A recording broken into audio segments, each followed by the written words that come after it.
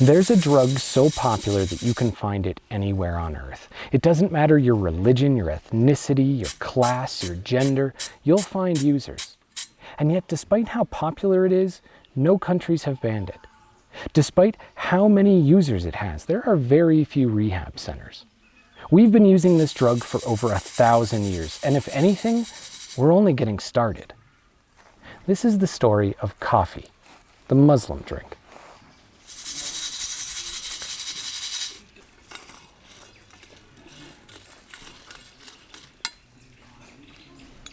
In 850 AD, a goat herder named Kaldi was walking through the bush of what we now call southern Ethiopia and came across a strange shrub.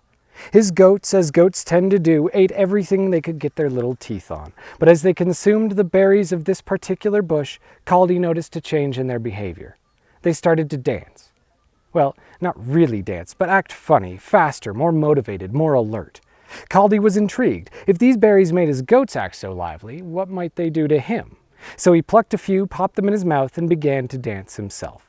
This is the commonly told story of coffee's origin. But it's almost definitely not true.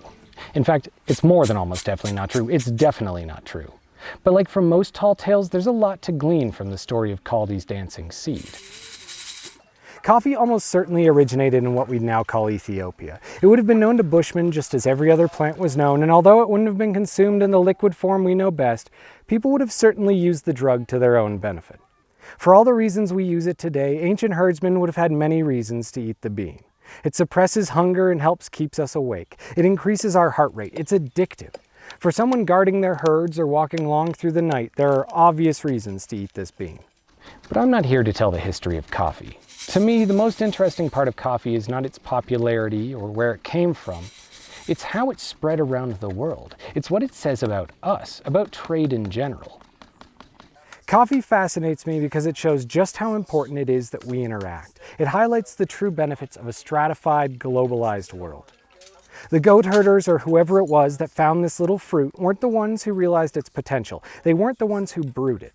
In fact, the region of Ethiopia where coffee originally comes from wouldn't truly make it part of their culture until 400 years later. It would be popular in England, an entire world away, generations before it was popular in the region of Africa where it came from.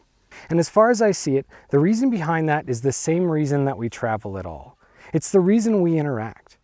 When humans are introduced to something new, we tend to experiment with it. When our society is forced to reckon with something it has never experienced before, we tend to adapt it in ways that those long accustomed just never imagined. A fresh set of eyes on an old idea. That's the beauty of trade, of travel. The reason we drink coffee is because Sufi Muslims wanted to pray all night. Far from the source of the plant and the markets that sold it, they wanted a long life for their beans. What's more, they found that roasting and boiling them would make them taste less bitter.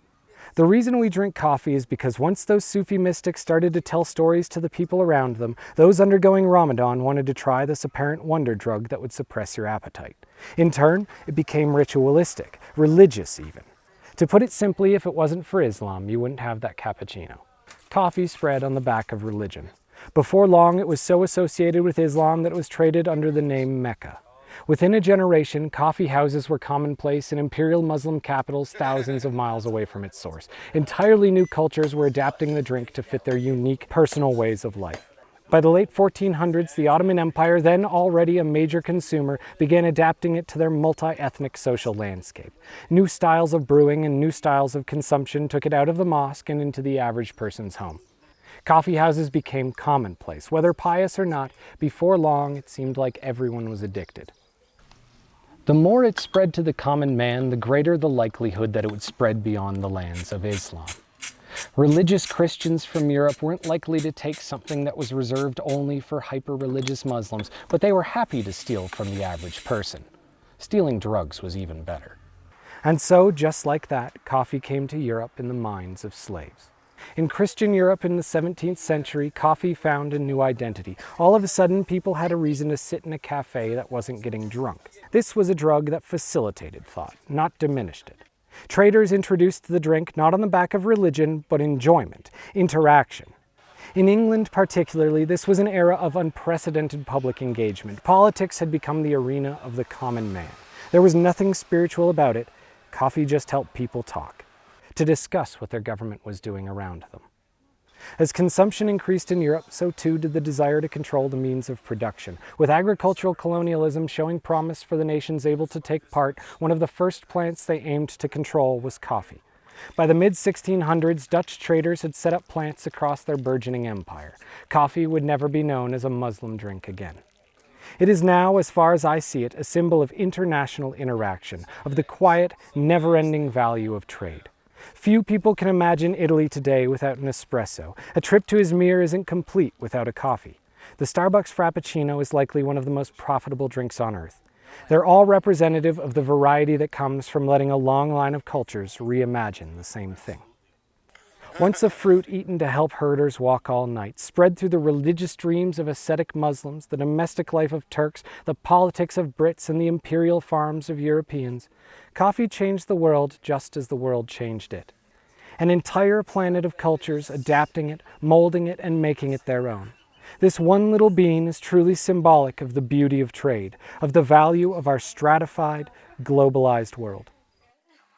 Today, coffee is famous in Ethiopia. You can't walk a single street without seeing a group of people huddled around a pot.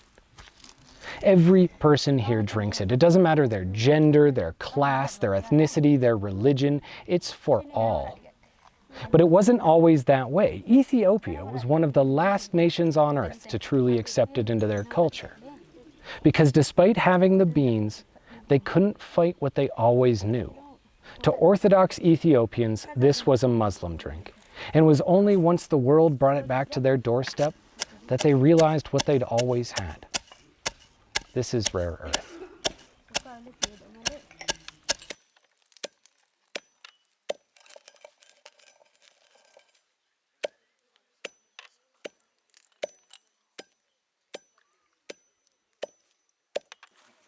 All right, one more. One last try. Oh, did you get it? Oh, I thought you had it.